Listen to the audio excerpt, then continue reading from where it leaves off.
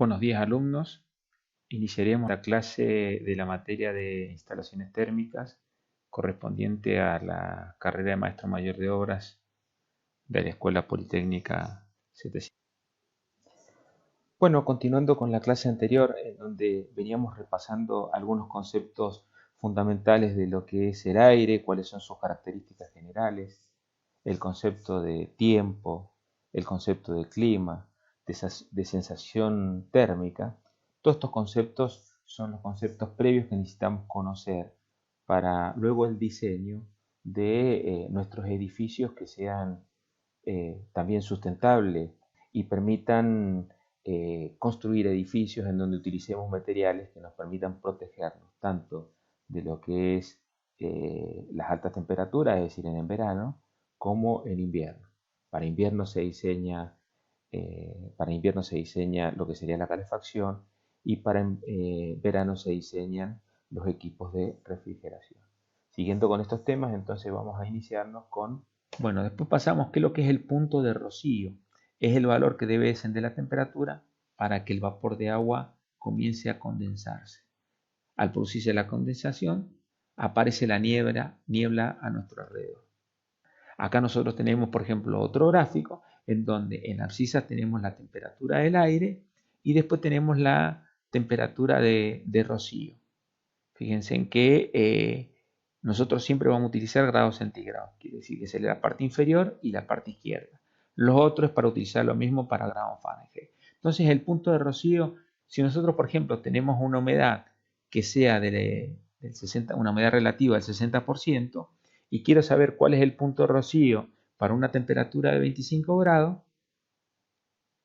el punto de rocío va a ser a 17 grados.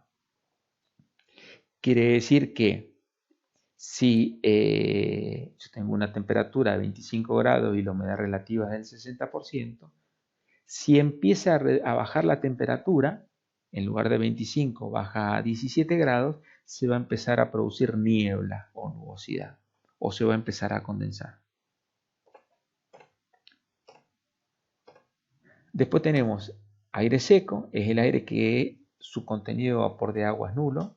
El aire húmedo es aquel que contiene una parte que puede variar de vapor de agua mezclado con agua. Cuando el contenido de vapor de agua llega a ciertos límites, dependiendo de la temperatura, este comienza a condensarse.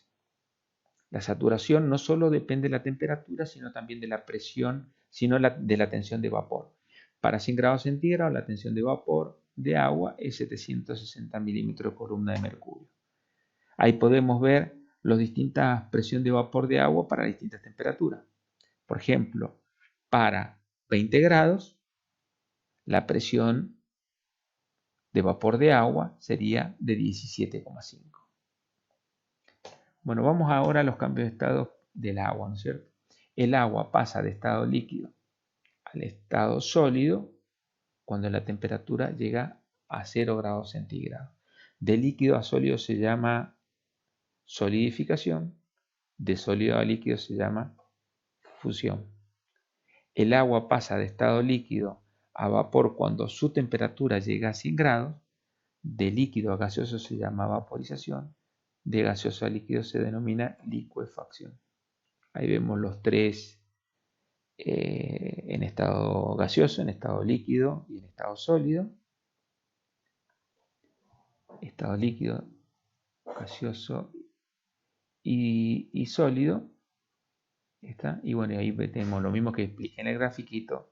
Y básicamente nosotros siempre tenemos un proceso que es el que se da en el mar o en los lagos, la evaporación, luego se produce la precipitación y la escorrentía y la infiltración de los ríos. La humedad relativa. La humedad relativa es el cociente entre la presión que ejerce el vapor de agua contenida en el aire a una determinada temperatura y la presión que se ejerce esa misma temperatura si el aire estuviese saturado.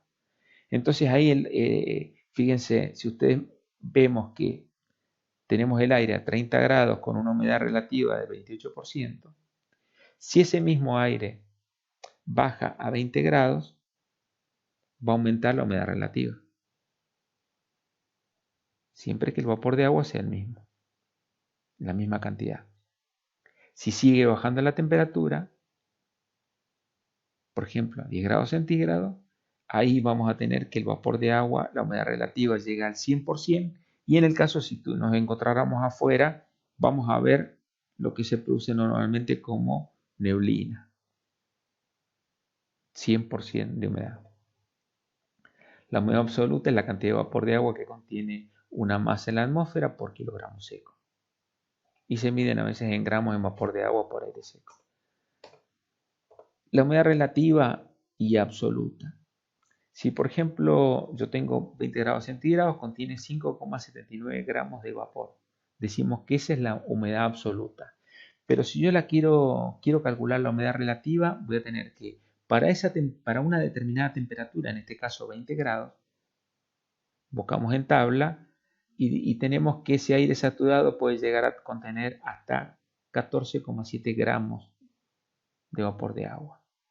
Si hacemos la relación entre el vapor de agua que contenía ese aire dividido el máximo que puede contener a 20 grados centígrados, nosotros lo que vamos a tener es, haciendo esa división, 0,40 expresado en porcentaje representa el 40%.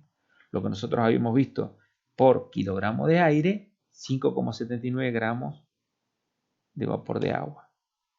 La humedad de saturación significa que todo ese kilogramo para esa temperatura esté saturado, necesito 14,7.